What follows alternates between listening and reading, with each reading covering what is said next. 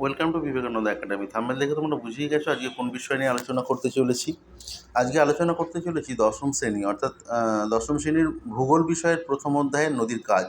এই নদীর কাজ অংশ থেকে যে সকল 5 নম্বর এবং 3 নম্বর ও 2 নম্বর এই প্রশ্নগুলি ইম্পর্টেন্ট, এই ইম্পর্টেন্ট প্রশ্নগুলো তোমাদের ফাইনাল সাজেশান টেস্টের জন্য ফাইনাল সাজেশান, এবং মাধ্যমিক পরীক্ষা থেকেও এখান থেকে উপকৃত হবে। মাধ্যমিক পরীক্ষাতেও তোমরা তার জন্য এই সাজেশানগুলো তোমাদের সামনে তুলে ধরছি। যারা চ্যানেলটি প্রথম এসেছো তারা চ্যানেলটিকে অবশ্যই সাবস্ক্রাইব করবে এবং বেল আইকনটি ক্লিক করতে ভুলবে না। ভিডিওটি যদি ভালো লাগে তাহলে অবশ্যই একটা লাইক করে পাশে থাকবে। তো শুরু করছি। প্রশ্ন 2 মান। প্রশ্নের মান হচ্ছে প্রশ্নের মান 2। প্রথম প্রশ্ন, ধারণ অববাহিকা কী? দ্বিতীয় প্রশ্ন, প্রপাতকূপ কী? তৃতীয় প্রশ্ন, জলচক্র কী বা জলচক্র বলতে কী বোঝো? 2 নম্বর মার্কের প্রশ্নগুলো তোমরা সবার প্রথমে খাতায় সুন্দর করে পেন দিয়ে লিখে ফেলো, তাহলে কী হবে, তোমাদের প্রিপারেশনের সুবিধা হবে। 3 নম্বর, জলচক্র কী? 4 নম্বর প্রশ্ন, নিক পয়েন্ট বা নেক বিন্দু কী? নিক পয়েন্ট বা নেক বিন্দু কী? এই প্রশ্নগুলি অত্যন্ত গুরুত্বপূর্ণ। এই প্রশ্নগুলো তোমাকে তৈরি করেই টেস্ট পরীক্ষার হলে প্রবেশ করতে হবে, এবং তুমি অবধারিতভাবে প্রশ্নগুলো প্রশ্নপত্রের সঙ্গে মিল খুঁজে পাবে। 5 নম্বরের প্রশ্ন, নদী উপত্যকা কাকে বলে? 6 নম্বর প্রশ্ন, নদী অববাহিকা বলতে কী বোঝো? 7 নম্বর প্রশ্ন, ক্ষয়ের শেষ সীমা বলতে কী বোঝো? 8 নম্বর প্রশ্ন, ষষ্ঠ ঘাতের সূত্র হবে, এটা একটু মিস্টেক হয়ে গেছে, তোমরা একটু ঠিক করে নেবে, ষষ্ঠ ঘাতের সূত্রটি লেখো। 9 নম্বর প্রশ্ন, জলবিভাজিকা কী? জলবিভাজিকা কী? প্রশ্নগুলোকে আমি বারংবার বলছি, তোমরা পেন দিয়ে খাতা লিখে নাও। অবশ্যই এই প্রশ্নগুলোকে বারংবার প্র্যাকটিস করো। প্র্যাকটিস করলে তোমরা নিশ্চয়ই উপকৃত হবে। আসন্ন তোমাদের টেস্ট পরীক্ষাতে অবশ্যই এই প্রশ্নগুলি থেকেই তুমি 100% কমন পাবে। অবশ্যই কমন পাবে এই প্রশ্নগুলি থেকে। তাই তোমার জন্য বা তোমাদের জন্য এই প্রশ্নগুলি খুবই গুরুত্বপূর্ণ, যেগুলো স্ক্রিনে ভেসে উঠছে। 10 নম্বর প্রশ্ন, পাখির পায়ের মতো, এটা এখানে মিস্টেক হয়েছে, মতো বাদের হয়ে গেছে, এটা পাখির পায়ের মতো বদ্বীপ কীভাবে গঠিত হয়, বা পাখির পায়ের মতো বদ্বীপ কীভাবে সৃষ্টি হয়, এই প্রশ্নটি হবে। এই প্রশ্ন এখানে একটু মিস্টেক হয়ে গেছে, এটা মতবাদ নয়, পাখির পায়ের মতো বদ্বীপ কীভাবে সৃষ্টি হয়, এই প্রশ্নটি লিখে নাও। পরবর্তী প্রশ্ন 11 নম্বর, প্লাবনভূমি কী? 12 নম্বর প্রশ্ন, স্বাভাবিক বাঁধ কী? 13 নম্বর প্রশ্ন, নদীর বাঁক কী? এই প্রশ্নগুলিকে সুন্দর করে তোমরা খাতায় তুলে বারংবার প্র্যাকটিস করো। এই অংশ থেকে এই প্রশ্নগুলি প্র্যাকটিস করলে আর কোনো প্রশ্ন সেইভাবে করার তোমার প্রয়োজন নেই 2 মার্কের জন্য। এই প্রশ্নগুলি করে গেলে পরীক্ষায় তুমি নিশ্চিত কমন পাবে, এইটুকুনি আমি বলতেই পারি।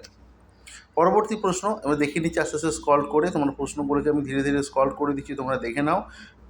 এবং বারবার বলছি, শেষে আমি বলে দেবো এখান থেকে কোন প্রশ্নগুলি একটু দাগিয়ে দেবো, যে এইখান থেকে মাত্র কয়েকটা প্রশ্ন যারা মনে করছো যে আমাদের প্রিপারেশনটা এখনও ঠিকঠাক হয়নি, আর একটু সময় পেলে ভালো হতো, হ্যাঁ তো ঠিক আছে, অসুবিধে কিছু নেই। তাদের জন্য আমি কিছু সাজেস্টিভ প্রশ্ন, কিছু সিলেক্টেড প্রশ্ন আমি ভিডিওর যে কোনো একটি অংশে শেষের দিকে আমি দাগিয়ে দেবো বা বলে দেবো। সেই প্রশ্নগুলি করলেই তারা মোটামুটি কমন পাবে। আর এই সমস্ত প্রশ্নগুলি যারা পড়তে চাইছো একটু বেশি, তারা মাধ্যমিকের জন্য এখন থেকে প্রিপারেশনটা খুব ভালো করে তৈরি করতে চাইছো, সেই জন্য এই সমস্ত প্রশ্নগুলো তাদের জন্য রইল।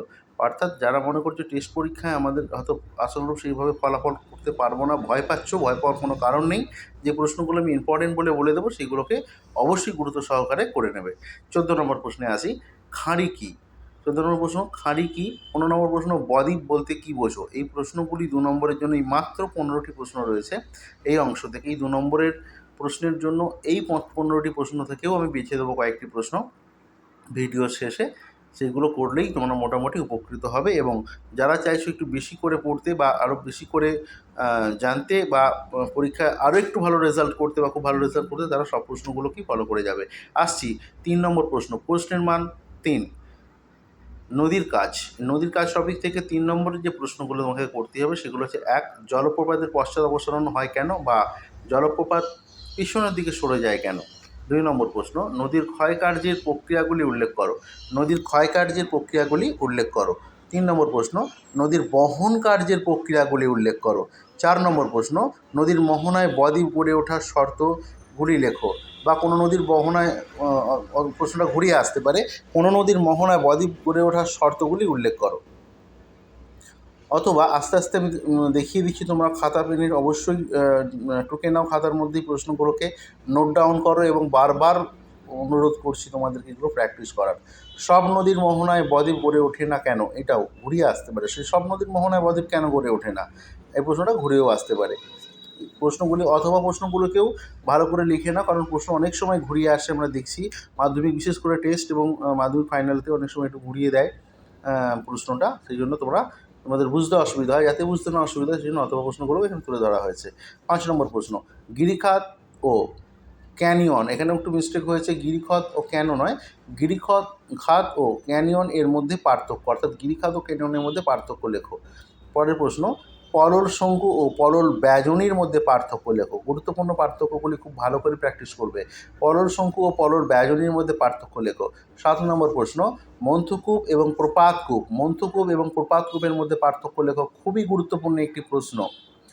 8 নম্বর প্রশ্ন, বদ্বীপের শ্রেণী বিভাগ করো। বদ্বীপের শ্রেণী বিভাগ করো। বদ্বীপের শ্রেণী বিভাগ করো। অবশ্যই এটা আর একটা গুরুত্বপূর্ণ প্রশ্ন, যেগুলো তোমাকে 3 নম্বরের জন্য করে রাখতেই হবে এই অংশ থেকে, অর্থাৎ নদীর কাজ এই অংশ থেকে, প্রাকৃতিক ভূগোলের প্রথম অধ্যায়ের নদীর কাজ অংশ থেকে এই 3 নম্বরের প্রশ্নগুলি অবশ্যই করে রাখতে হবে।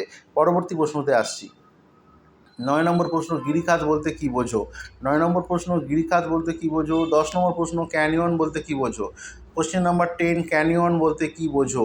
এই প্রশ্নগুলিকে খাতায় তুলে নিয়ে প্র্যাকটিস করো, বারবার লেখার প্র্যাকটিস করো, প্রশ্নগুলোকে রপ্ত করে রাখো, পরীক্ষায় তোমরা অবশ্যই উপকৃত হবে।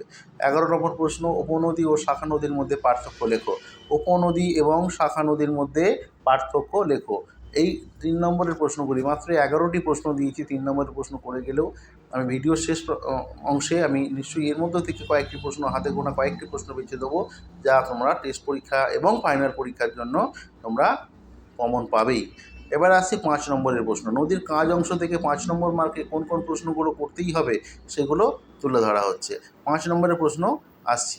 এবং আরও একটা এই প্রসঙ্গে কথা বলে রাখি, তোমরা কমেন্ট সেকশনে কমেন্ট করতে পারো যে শুধুমাত্র কি সাজেস্টিভ ভিডিও নাকি কোনো আলোচনামূলক ভিডিও তোমরা পেতে চাও, কী ধরনের ভিডিও হলে তোমাদের ভালো হয়। এই আসন্ন টেস্ট পরীক্ষা এবং ফাইনাল মাধ্যমিক পরীক্ষার জন্য কোন ধরনের ভিডিও তোমাদের প্রয়োজন, সেই ধরনের প্রয়োজনীয়তাগুলো তোমরা কমেন্ট সেকশনে লিখতে পারো। তাহলে তার মধ্যে সবথেকে যেটা কমেন্ট বেশি আসবে সেই ভিডিওগুলোকে আমরা আমাদের এই চ্যানেলে তুলে ধরবো। আসছি 5 নম্বরের প্রশ্নে। 5 নম্বরের প্রশ্নে প্রথম প্রশ্ন তোমরা লিখে নাও। 1 নম্বর প্রশ্ন, 5 নম্বরের মার্কের 1 নম্বরের প্রশ্ন, নদীর ক্ষয় কার্যের ফলে সৃষ্ট 3টি ভূমিরূপ চিত্র সহ আলোচনা করো। এখানে সাধারণত 3টি ভূমিরূপই পড়ে, কিন্তু তোমরা 4টে বা 5টা ভূমিরূপও করে রাখতে পারো। টিকা আকারে তোমাদের অন্যান্য প্রশ্নের ক্ষেত্রে হেল্প হতে পারে। পরের প্রশ্ন, নদীর সঞ্চয় কার্যের ফলে সৃষ্ট ভূমিরূপগুলি চিত্রসহ বর্ণনা করো। নদীর সঞ্চয় কার্যের ফলে সৃষ্ট ভূমিরূপগুলি চিত্রসহ বর্ণনা দাও। এবার আসছি, এই দুটো প্রশ্ন 5 নম্বরে করতেই হবে। এবার আমি দেখিয়ে দিচ্ছি একের পর এক কোন কোন প্রশ্নগুলো অত্যন্ত গুরুত্বপূর্ণ। গিরিখাত বলতে কী বোঝো, মন্থকূপ ও প্রপাতকূপের মধ্যে পার্থক্য দাগিয়ে নেওয়া প্রশ্নগুলো অত্যন্ত গুরুত্বপূর্ণ প্রশ্ন। 5 নম্বর প্রশ্নটি, গিরিখাত ও ক্যানিয়নের মধ্যে পার্থক্য।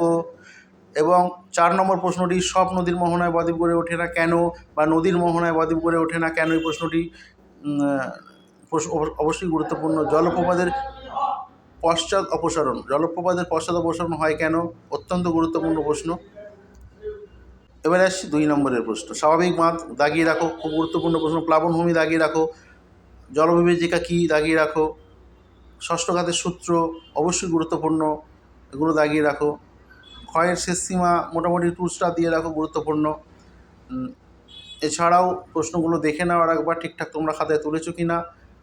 জলচক্র বলতে কী বোঝো, বা জলচক্র কী, এই প্রশ্নটা অত্যন্ত গুরুত্বপূর্ণ একটি প্রশ্ন, খুব ভালো করে দেখে নাও তোমরা। 2 নম্বরের প্রশ্নগুলিকে স্ক্রিনে ভেসে উঠছে, এই প্রশ্নগুলি রেডি করে রাখবে অবশ্যই। আশা করছি পরীক্ষায় তোমরা উপকৃত হবে। আজ এ পর্যন্তই, দেখা হচ্ছে পরবর্তী ভিডিওতে। ধন্যবাদ।